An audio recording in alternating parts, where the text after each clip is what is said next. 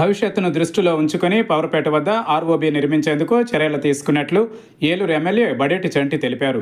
బుధవారం MLA camp ఆఫీసులో ఏర్పాటు చేసిన మీడియా సమావేశంలో ఎమ్మెల్యే బడేటి చంటి మాట్లాడుతూ 2029 నాటికి భారతదేశ వ్యాప్తంగా రైల్వే గేట్లు లేకుండా కేంద్ర ప్రభుత్వం చర్యలు తీసుకుంటుందని అన్నారు.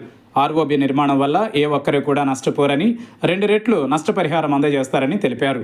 ట్రాఫిక్ వలయంలో ఏలూరు చిక్కుకుందన్నారు.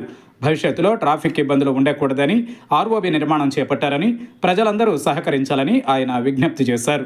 భారతదేశం వ్యాప్తంగా ఎక్కడా కూడా ఫ్లైఓవర్లు ఉండకూడదన్న ఉద్దేశంతోనే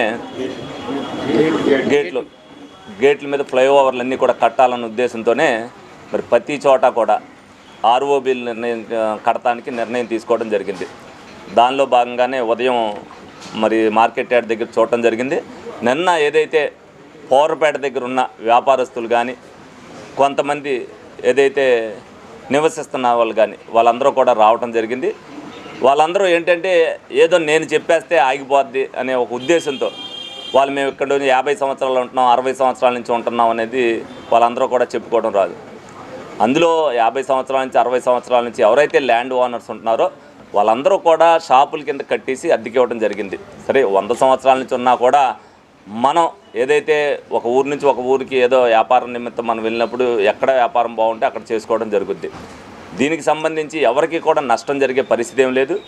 అప్పుడు రేట్లకి ఇప్పుడు రేట్లకి కూడా సంబంధం లేదు. ఇప్పుడు రేటుకి కూడా 2 రెట్లు అంటే ఒక రెట్టు ఇప్పుడు ఒకవేళ 80,000 ఉంటే 1,60,000 రూపాయలు వాళ్ళకి ఇవ్వడం జరుగుద్ది. అదేవిధంగా బిల్డింగ్ వాల్యూ కట్టడం జరుగుతుంది. అదేవిధంగా షిఫ్టింగ్ ఛార్జెస్ కింద ప్రతి ఒక్కరికి కూడా 50,000 రూపాయలు ఇవ్వడం కూడా జరుగుతాయి. ప్రతి ఒక్కరు కూడా, ఎందుకంటే ఇదంతా చేసేది నా లబ్ధి కోసమో ఇంకోళ్ళ లబ్ధి కోసమో కాదు. ఏలూరు ప్రజానీకం రేపు భవిష్యత్తులో ఎవరో కూడా ఇబ్బంది పడకూడదు. ఇప్పటికే ట్రాఫిక్ వలయంలో ఏలూరు చిక్కుకునుంది. ఈ ఆర్ఓబీలు ఏదైతే వస్తాయో ట్రాఫిక్ క్లియరెన్స్ ఫ్రీగా ఉంటుంది.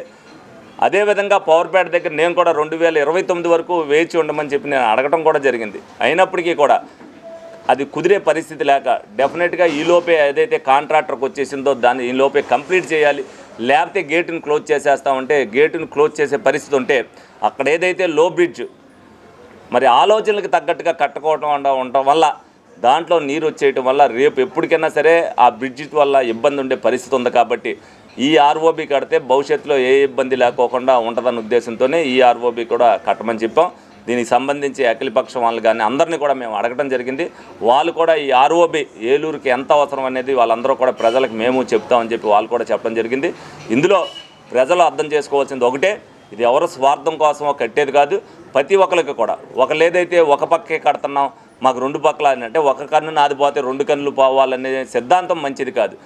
ఏదైతే రైల్వే వాళ్ళు ఒక టీం ఉందో వాళ్ళు ఇన్స్పెక్షన్ చేసి ఒక పక్కన ఏదైతే ఎండోమెంట్స్ దేవాలయాలు ఉన్నాయో ఆ దేవాలయాలకి ఇబ్బంది కలిగించకూడదన్న ఉద్దేశంతో, అలాగనే ఏదో ఇల్లు మొత్తం తీసేయాలనేది కూడా ప్రపోజల్ ఏం కాదు.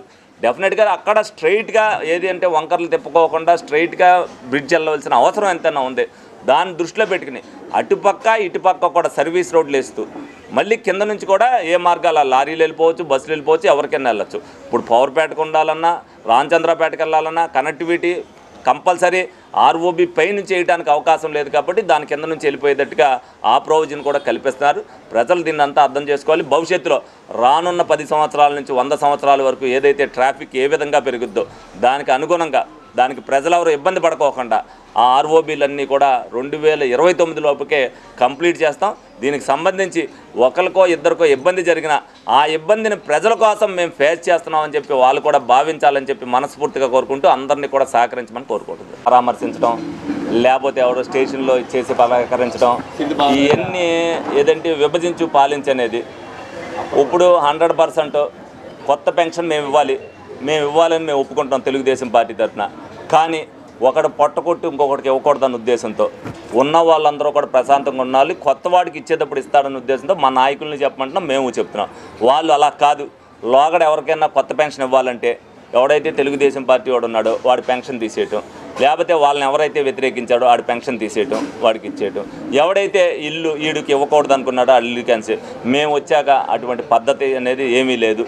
వాడు వైసీపీ వాడైనా, వాడు తెలుగుదేశం పార్టీ అయినా, బీజేపీ అయినా, జనసేన అయినా, వాడు పేదవాడైతే వాడికి నష్టం జరగకూడదన్న ఉద్దేశంతోనే కూటమి ప్రభుత్వం పరిపాలన సాగిస్తుందనేది మీరు అందరూ కూడా తెలుసుకోవాలి. జగన్మోహన్ రెడ్డి గారు ఈ విధంగా చేసే పరిపాలన వాళ్ళు లేదు. ఆయన ఏదైతే ఆ లక్షణాలు ఉన్నాయో ఆ లక్షణాలు కింద క్యాడర్ కూడా వచ్చినాయి. డెఫినెట్గా ఏదైతే ఉన్నదో విభజించు పాలించు అనేది కులాల మధ్యన మతాల మధ్యన మేము ఎవరమైతే మా నాయకులు ఎవరైనా తిట్టారనుకో తెల్లారాళ్ళ ఇంటికి వెళ్ళి అది అలాగే తిడతారులే నేను వీళ్ళు చేసేది ఏమి ఉండదో. మేము నిజంగా తెలుగుదేశం పార్టీ చేయలేని పని అసలు ఎవడ భగవంతుడు కూడా చేయలేడు. నేను చెప్తున్నా ఏదైతే తెలుగుదేశం పార్టీ వాళ్ళ సంక్షేమ విషయంలో కానీ దీంట్లో కానీ ఏదైతే చేస్తుందో తెలుగుదేశం పార్టీ పక్కాగా ప్రణాళికాబద్ధంగా ప్రతి ఒక్కరికి కూడా న్యాయం జరగాలన్న ఉద్దేశంతో చేస్తున్న పని. మా కేడర్కి న్యాయం జరగకపోయినా ప్రజలకు ఇబ్బంది జరగకూడదన్న ఉద్దేశంతోనే ఈ రోజున చాలా విషయాల్లో వెనకం చేస్తున్నాం. అదే మా కేడర్కే కావాలి అని అనుకుంటే మేము వాళ్ళందరికీ కూడా క్యాన్సిల్ చేసి వచ్చిన తెల్లారే చంద్రబాబు నాయుడు గారితో చెప్పి ఇవన్నీ కూడా ఇప్పించడం లేదు. మేము కూడా ఆయన మనస్తత్వానికి మేము కూడా అటాచ్మెంట్ అయ్యి మేము అవ్వచ్చు మా కేడర్ అవ్వచ్చు అందరం కూడా కలిసి మెలిసి ప్రజలు బాగుండాలి రాష్ట్రం బాగుండాలనే ఉద్దేశంతోనే మేము ప్రయాణం చేస్తున్నాం. దీన్ని ప్రజలు అర్థం చేసుకుంటే మరి ఇంకొక 3 సార్లు డెఫినెట్గా కూటమే గెలుస్తుంది. ప్రజలు కావాలనుకుని కోరుకోవాలని మేము అనుకుంటున్నాం. వాళ్ళు కోరుకున్నా కోరుకోకపోయినా మేము 5 సంవత్సరాల మటుకు ప్రజల కోసమే పాటుపడతామని సందర్భంగా తెలియజేస్తాం.